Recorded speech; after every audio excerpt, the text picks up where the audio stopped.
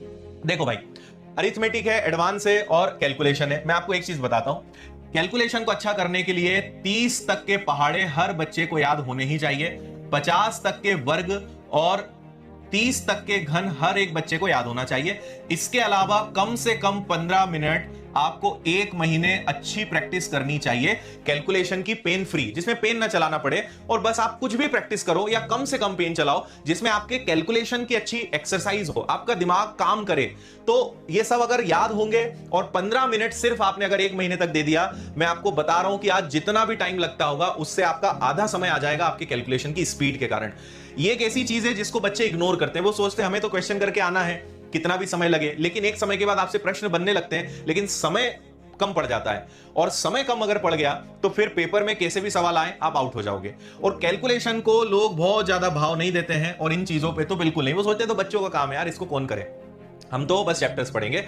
अगर आपको मेरे ऊपर भरोसा है और अगर आपको लगता है कि हाँ इस टीचर पे भरोसा कर सकते हैं, आंख बंद करके इस बात को मान लो। जब एग्जाम दोगे और एग्जाम देकर आओगे तब आप बोलोगे सर ये आपने इतनी कमाल की चीज बताई है। इसको लोग सीरियस लेते ही नहीं, इसीलिए तो कम लोगों का सिलेक्शन होता है, क्योंकि कैलकुलेशन में स्पीड होती नहीं। तो अगर मैथ्स के 30 सवाल आए हैं वो 15-20 सवाल में ही निपट जाते हैं और 10 सवाल बन सकते थे अगर कैलकुलेशन पे ढंग से काम कर लेते हैं। अगर कैलकुलेशन आपका अच्छा नहीं है, आपको मैथ्स में कितना भी नॉलेज हो, आप अच्छे नंबर नहीं ला पाओगे। ये बात या तो आज समझ लो या एग्जाम देने के बाद तो समझ में आनी ही है। अरिथमेटिक में आपको 2 चैप्टर्स पे बहुत भयंकर काम करना है और वो है रेशो और परसेंटेज। इन दो को मजबूत करिए क्योंकि इससे सारा अरिथमेटिक कनेक्टेड है। आप कोई भी चैप्टर में जाओ, कंपाउंड इंटरेस्ट में जाओगे पूरा रेशो से सॉल्व होता है, टाइम एंड वर्क में जाओगे रेशो से सॉल्व होता है, मिश्रण में जाओगे परसेंटेज से सॉल्व होता है। हर चैप्टर इन 2 चीजों से कनेक्टेड है, मतलब 2 चीजें और कैलकुलेशन। तो इन 2 को मजबूत करो और सारे चैप्टर्स को रेशो और परसेंटेज के लॉजिक से सॉल्व करो, चीजें आपसे बनने लगेंगी। और एडवांस को पढ़ने का एक ही तरीका है कि हर चैप्टर को 2-2 बार पढ़ो। अरिथमेटिक जनरली एक बार में समझ में आ जाता है, अगर किसी चैप्टर में दिक्कत आती है उसको 2 बार पढ़ लो, लेकिन एडवांस में मेरी सलाह है कि हर चैप्टर को कम से कम 2 बार पढ़ लीजिए।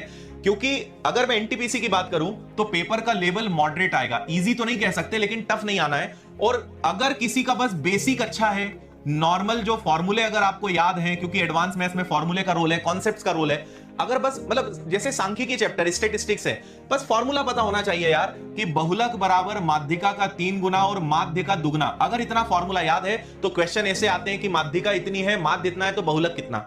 अब हम जैसे ही सुनते हैं माध्य माध्यिका बहुलक पता नहीं है, कितने बड़े बड़े पत्थर है, लेकिन पता चल रहा है कि बस माध्यिका और माध्य का मान रख के हल करना था, इतना सा फॉर्मूला है सांख्यिकी का। तो जिनको हम बहुत बड़ा मानकर बैठे हैं वो है नहीं, बस बेसिक अच्छे से पढ़ लो, नॉर्मल फॉर्मूले आप समझ लो, आपसे चीजें आराम से बनेंगी यार। इसीलिए बेस अच्छा करिए, चीजों को बहुत अच्छे से समझिए, बहुत अच्छे से आपसे चीजें बनेंगी। तो बार बार रिवीजन, और इन सब के लिए बहुत ज्यादा जरूरी है, पहला है कि अच्छे से चैप्टर्स को पढ़ो, दूसरा है रिवीजन, और फिर अनंत ढेर सारी प्रैक्टिस। बस ये आपको करना है इनको मजबूत करने के लिए।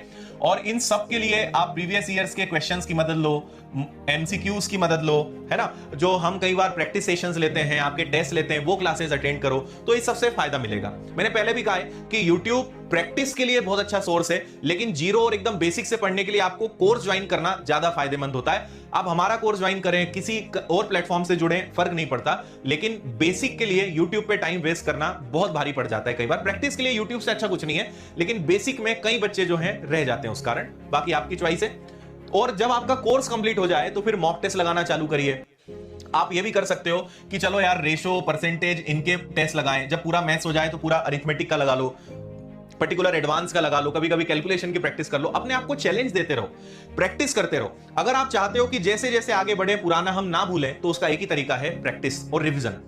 आपने अगर आज परसेंटेज पढ़ा और 1 महीने तक परसेंटेज की प्रैक्टिस नहीं करी, कोई क्वेश्चन सॉल्व नहीं करा, आप 100% भूल जाओगे, आपको याद ही नहीं रहेगा कि क्या कॉन्सेप्ट्स पढ़े थे। तो चीजों को अगर याद रखना है तो उसका सबसे बेहतरीन तरीका होता है और वो है प्रैक्टिस।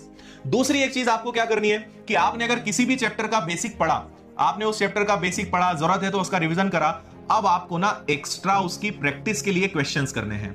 तो आप पुराने टॉपिक वाइज पुराने आए हुए प्रश्न हल करो, लेकिन हर चैप्टर से कम आपको 100 से 200 क्वेश्चन सॉल्व करने चाहिए। क्लास में जो पढ़ा है उसके अलावा बात कर रहा हूं मैं, कम से कम। और एडवांस मैथ्स में थोड़े 50-100 क्वेश्चन और ज्यादा ही करना पड़ेगा, और भाई करना पड़ेगा। कम से कम पूरे मैथ्स में आपको 4-5 हजार 6 हजार प्रश्न की प्रैक्टिस तो करनी पड़ेगी, अगर वो लेवल, वो स्पीड और वो मार्क्स आपको चाहिए। तो आप मतलब मैं तो जनरली ऑफलाइन में या जब ऑनलाइन में पढ़ाता हूं तो मैं तो 12,000 प्रश्नों का टारगेट देता हूं।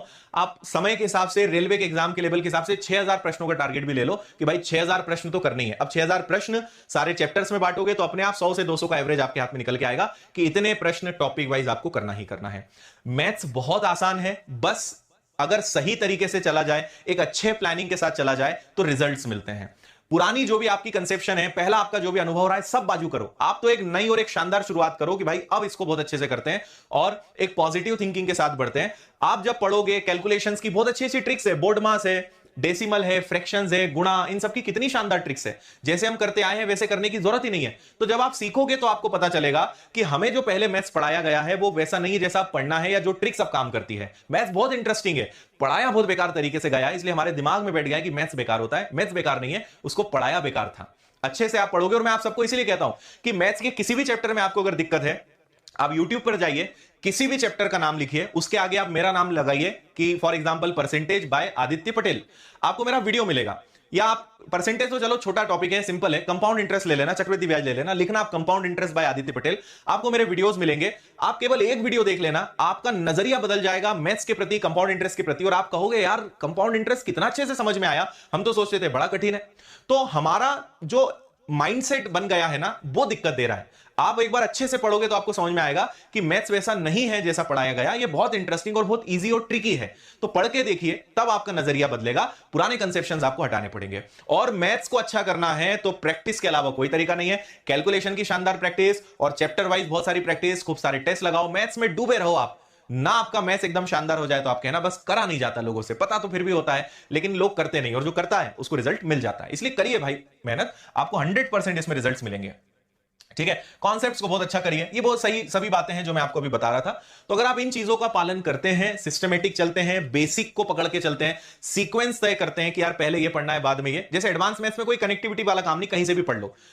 अरिथमेटिक में जरूर रेशो परसेंटेज का है, तो कैलकुलेशंस को साथ साथ मजबूत करिए और आपका सीक्वेंस, पहले अरिथमेटिक मैथ्स पूरा खत्म करिए, फिर एडवांस खत्म करिए, फिर उनकी प्रैक्टिस करिए, फिर पूरे मैथ्स का टेस्ट लगाइए, फिर मैथ्स, रीजनिंग, जीएस सब का टेस्ट लगाइए। जितने टेस्ट लगाओगे उतने मार्क्स बढ़ेंगे। जब भी टेस्ट लगाओगे शुरुआत में नंबर कम आएंगे, जैसे जैसे टेस्ट लगाओगे मार्क्स बढ़ते